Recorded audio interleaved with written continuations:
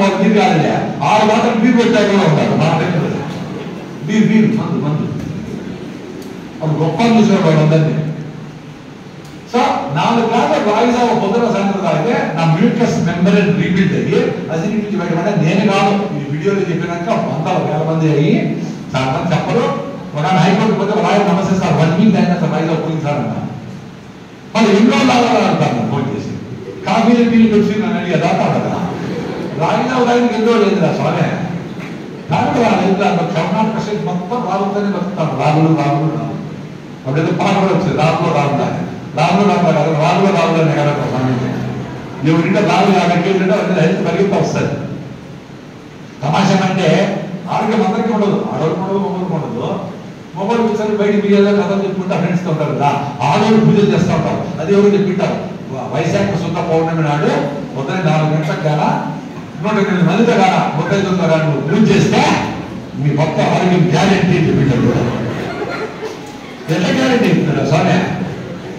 నువ్వు పూజ చేస్తా ఉంటే వాళ్ళు పాకేశాడు పడిపోయినాడు కావాలి. సో అమ్మా దీక్షతో పూజ చేస్తాడు నీ ఒకటి ఎవరిని అడిగి కనుక్కొని వాడు వెయ్యి దేనాలైనా స్వామిని మానే చేస్తాడని చెప్పి బైపాస్ చేసి చెప్పారు. ఎట్లా వాకింగ్ అంటే పరిగెత్తాలా? నేను పరిగెత్తా చెత్త ఫుల్ కాలిపోతుంది. మీ ఊళ్ళో అసలు పరిగెత్తానే ఉంటుంది. తిరుపతి మా బాబాలో పరిగెత్తారా పరిగెత్తాలా?